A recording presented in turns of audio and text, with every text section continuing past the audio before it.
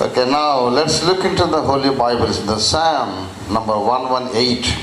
आइए भजन संहिता 118 को हम देखेंगे 118th Psalm, 24th verse. और उसके 24वें वचन को। This is the day that the Lord has made. Let us rejoice and be glad today.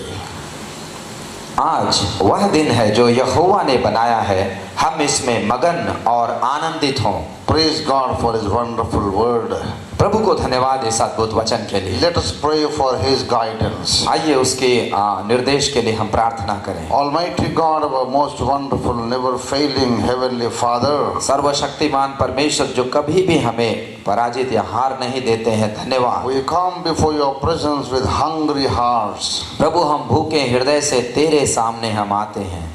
Our Lord, we want You to speak unto our hearts. हम आपसे प्रार्थना करते हैं कि तू हमारे हृदयों से बातें कर। We want to stand upright people before the judgment seat of Christ. प्रभु जी तेरे न्याय आसन के सामने में हम प्रभु जी सच्चे ठहरे हैं। We want to be found guiltless and flawless before the judgment seat of Christ. प्रभु जी यीशु के सिंहासन के न्याय सिंहासन के सामने में हम निर्दोष ठहरे जाएं। We want to walk in a perfect way in Your presence. प्रभु तेरे सामने में हम सिद्ध होकर चलना चाहते हैं। Lord, teach us the way in which we have to walk to please You. प्रभु जी हमें सिखा कि जिस मार्ग से हमें चलना चाहिए जिससे आप प्रसन्न हो। Open our eyes so that we can see wonderful things in Your law. हमारी आंखों को खोल दे प्रभु ताकि तेरे अद्भुत बातों को हम देख सकें। Wash both of Your servants right now trying to preach and translate to Your people. Wash both of us in Thy precious blood. प्रभु तेरे पवित्र लहू से हम दोनों को तू धो दे प्रभु जी।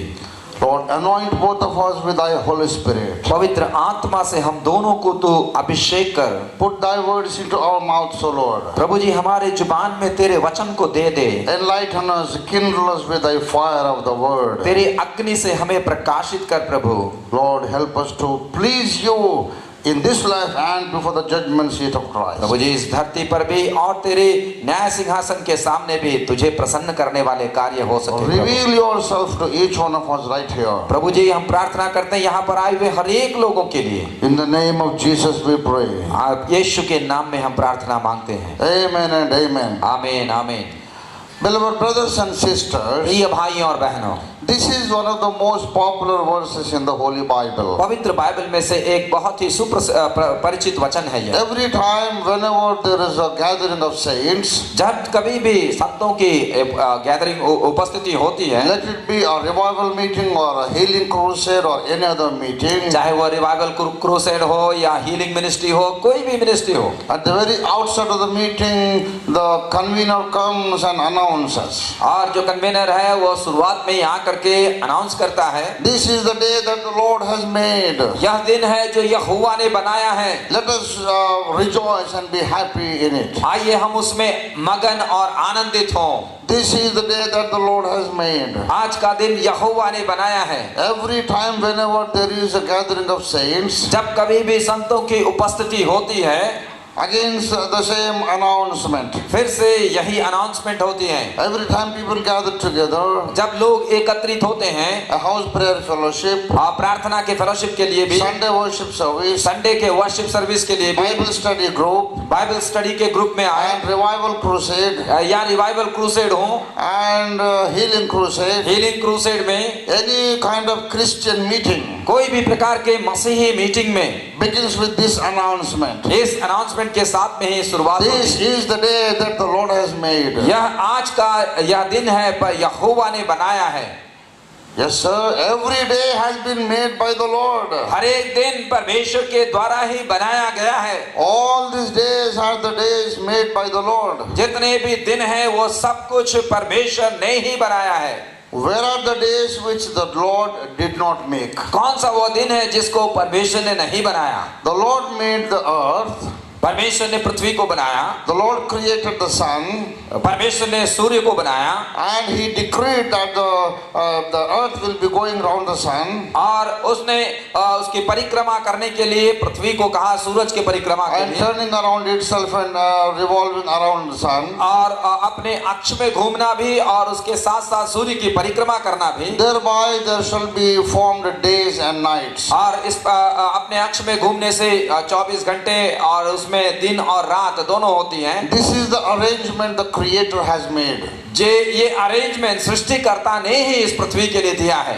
The sun will be rising and setting, again rising and setting. और दृश्य में हम देखते हैं कि सूरज उगता है, फिर से जो है वो डूबता है। इस प्रकार से There is sunrise and sunset. सूर्योदय और सूर्यास्त, And after the sunset until the sunrise, that's the night. और जब तक सूर्य अस्त होता है और उसके बाद सूर्योदय होने तक रात्रि काल होती है। Since the sunrise to the sunset, it is called the day. और जब सूर्योदय से लेकर के सूर्यास्त तक का समय दिन का समय होता है। So the day time has 12 hours and the night has 12 hours. दिन का 12 घंटा और रात्रि के 12 घंटे। There are 24 hours in a day. एक दिन में 24 घंटे। Every day has been made by the Lord. हर एक दिन परमेश्वर के द्वारा ही बनाया गया है। So when you say this is the day that the Lord has made, जब हम कहते हैं कि आज का दिन यहोवा ने बनाया है, what about yesterday? तो कल के दिन के बारे में क्या है? Was yesterday made by the devil? क्या कल के दिन शैतान ने बनाया? Not so, definitely not so. बिल्कुल नहीं, बिल्कुल नहीं। Yesterday also was made by the Lord. कल के दिन भी परमेश्वर के द्वारा ही बनाया गया। If yesterday was made by the Lord, अगर कल के दिन यहोवा के द्वारा बनाया गया, what about the day before yesterday? और उससे परसों के दिन किसने बनाया? That also is the day made by the Lord. और वो दिन भी परमेश्वर के द्वारा ही बनाया गया। What about the day we call tomorrow? कल के आने वाले कल के दिन के बारे में क्या कहें? Tomorrow also is the day made by the Lord. वह भी परमेश्वर के द्वारा ही बनाया गया दिन है। Day after tomorrow also is the day made by उसके the Lord. बाद का दिन भी अगर हम कहें तो भी All 365 days in a year are made by the Lord. वर्ष के 365 दिन परमेश्वर के द्वारा ही बनाया गया है। Then why does the Bible say this is the day that the Lord has made? लेकिन बाइबल में इस प्रकार से क्यों लिखा है, आज वह दिन है जो यहोवा ने बनाया है? There is a special day the Lord has made. एक विशेष दिन है जिसे परमेश्वर ने बनाया। The Bible is foretelling and prophesying about that special day. एक विशेष दिन के बारे में बाइबल में भविष्यवाणी करके बताया गया है। A very special day, not like any other day. एक बहुत ही विशेष दिन, अन्य दिनों की भांति नहीं। We have to rejoice and be glad in that day. उस दिन में हमें मगन और आनंदित होना है। What day is it? वो कौन सा दिन है?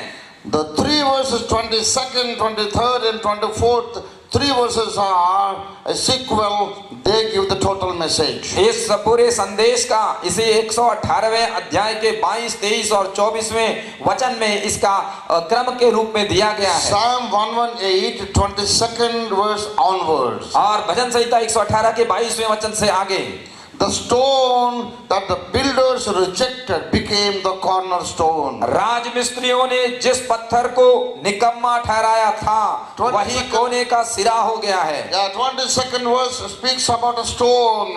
22वां वचन एक पत्थर के बारे में कहती है। The stone the builders have rejected. राजमिस्त्रियों ने उसको रिजेक्ट किया। And the same stone that was once rejected, और वही पत्थर जिसको एक बार उन्होंने उसको तिरस्कार किया, later on a certain day, आने वाले एक दिन में it became the chief stone and the cornerstone. वही जो है कोने का सिरा बन गया या प्रधान पत्थर या बन गया। There was a building, the process of building a big temple going on. एक बहुत बड़ा मंदिर बनाने की प्रोसेस चल रही थी। And there was the civil engineer, the planner and the labor people working. वहाँ पर सिविल इंजीनियर, प्लानर और जो मजदूर हैं वे काम कर रहे हैं। There were many stones gathered, placed in that area. उस कंस्ट्रक्शन की जगह पर बहुत से पत्थर को वहां एकत्रित किया गया था। Huge stones, they were piled up in that area. वहां पर ढेर सारे पत्थरों को वहां जमा करके रखा गया। So many stones बहुत ढेर सारे पत्थर, of different sizes, अलग अलग प्रकार के पत्थर, different shapes and forms. अलग अलग आकार के और के, There was one stone. लेकिन उनमें से एक पत्थर, The laborer, he took the stone and said, "This is no good. This is not suitable for the building." मजदूर ने उठा करके देखा, ये तो बिल्डिंग बनाने के लिए उतना योग्य पत्थर नहीं है। This cannot be kept in any place, in any wall. ये पत्थर किसी भी दीवार में लगाने के योग्य नहीं। And the upper authority, that man, the supervisor, took the stone. और सुपरवाइजर ने उस पत्थर को उठाकर देखा। He also saw, yes, you're right, this stone is no good at all. उसने भी देख करके कहा, सही कहा तुमने, ये कोई योग्य पत्थर नहीं And the chief architect also took the stone. और प्रधान जो आर्किटेक्ट है उसने भी उस पत्थर को लेकर देखा। He also said, yeah, this is no good. I don't know who brought this stone to this site, building site. नहीं, ये भी ठीक नहीं है, किसने ये पत्थर को इस साइट में लेकर के आ गया बिल्डिंग बनाने के लिए। So all the building laborers and contractors and the supervisors and the chief architect, they threw away that stone. और सबने, मजदूर और वहां के जो सुपरवाइजर है, चीफ आर्किटेक्टर है, सबने उस पत्थर को फेंक दिया। They disqualified the stone. उस पत्थर को उन्होंने अयोग्य ठहराया। Later on, लेकिन बाद में, after the building was completed, जब पूरा जो बिल्डिंग बन जाने के बाद, it was found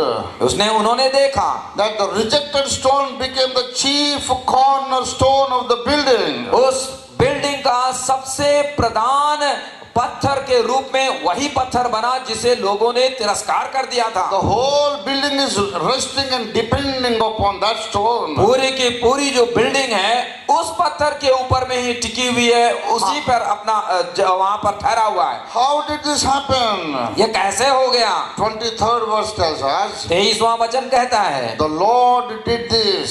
यह तो यहोवा की ओर से हुआ है, And it is wonderful in our sight. यह हमारी दृष्टि में अद्भुत है। The God of the creation, और जो परमेश्वर जो सृष्टि करता है, the God who made the heavens and the earth in the beginning, जिसने आकाश और पृथ्वी को आदि में बनाया, He intervened in the situation. उस परिस्थिति में वहां पर वो इंटरवेन किया। He interfered in the process of building. उस बिल्डिंग को बनाने के क्रिया में वे वहां पर प्रवेश किए। He took the rejected stone उसने उस तिरस्कृत पत्थर को उठाया and brought it and kept it in the chief corner place. और सबसे एक प्रमुख कोने में उस पत्थर को रखा। Such a place that without this rock, this stone, there is no building at all. अगर वह पत्थर नहीं होता तो बिल्डिंग खड़ा ही नहीं होता, ऐसे प्रमुख स्थान में रखा। There are so many stones in the building, वहां पर बहुत से पत्थर थे उस बिल्डिंग में, but this stone is the most important of all. ये पत्थर लेकिन सबसे ज्यादा प्रधान मुख्य रहा। God the Creator has worked out this wonderful miracle. ये अद्भुत जो है परमेश्वर ने ही खुद किया। This is the day that the Lord has made. यह दिन, आज का दिन यहोवा ने बनाया है, Not just any other day. ये तमाम अन्य दिनों की तरह नहीं। It is true that the Lord made the heavens and the earth. ये सच है, परमेश्वर ने ही आकाश और पृथ्वी की रचना The की, Lord created the sun and the earth. और परमेश्वर ने ही सूरज को और इस पृथ्वी के ग्रह को बनाया। It is true that the Lord has created all the days. और यह भी सच है कि इस तमाम दिनों को परमेश्वर ने ही बनाया है। Among all the days, उन तमाम दिनों में भी there is one special day. लेकिन एक दिन बड़ा विशेष दिन रहा, The day on which the rejected stone shall become the chief cornerstone. वह दिन जो पत्थर जिसे तिरस्कार किया गया वही जो है कोने का सिरा या प्रधान पत्थर बना। Men have rejected the stone, अनेकों ने उस पत्थर को तिरस्कार किया, but God has made the stone the chief stone and लेकिन cornerstone. परमेश्वर ने ही उस पत्थर को प्रमुख पत्थर के रूप में चुन लिया। What is this story telling us? ये पत्थर क्या को बताता है? This stone is is our Lord Jesus Christ. याद रखें ये पत्थर और कोई नहीं, हमारा प्रभु यीशु मसीह है। The builders are the people of Israel. जो मकान बनाने वाले बिल्डर्स थे वे इजराइल के लोग थे। The people of Israel are the builders of God's temple. और परमेश्वर के मंदिर को बनाने वाले इजराइल के लोग ही थे।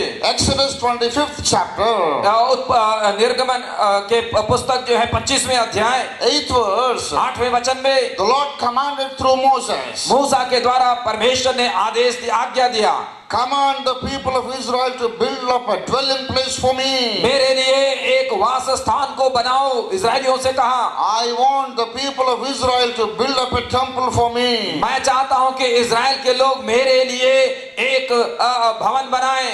But in 66th chapter of Isaiah, यशायाह के 67वां अध्याय में he says, the heavens are my throne स्वर्ग मेरा सिंहासन है and the earth is my footstool. और ये पृथ्वी मेरे पांव की चौकी है। What kind of a temple can you build for me? मेरे लिए कौन से मंदिर तुम बनाओगे? The Lord himself commanded the people of Israel to build up the temple. परमेश्वर ने ही खुद बताया इजरायलियों को कि मेरे लिए एक भवन बनाओ। But in Isaiah 66, लेकिन आते आते यशायाह के 66 अध्याय में he says, you human beings, how can you build a temple for me? परमेश्वर ने कहा कि तुम मानो मेरे लिए कैसे मंदिर बनाओगे? Because the whole heaven is my throne. क्योंकि पूरा स्वर्ग मेरा सिंहासन है The whole earth is my footstool. और पूरी पृथ्वी मेरे पांव की चौकी है। The biggest temple you can build for me, मेरे लिए कितना ही बड़ा तुम मंदिर क्यों ना बनाए, I can't even put one finger of my toe. मेरे एक अंगुली भी वहां पर मैं नहीं रख सकता। You cannot build a temple that is sufficient for me. मेरे लिए पूर्ण हो जाने वाले कोई मंदिर तुम नहीं बना सकते। Heaven and the heaven of heavens cannot contain me. ओ स्वर्ग और स्वर्गों में भी मैं नहीं समा सकता।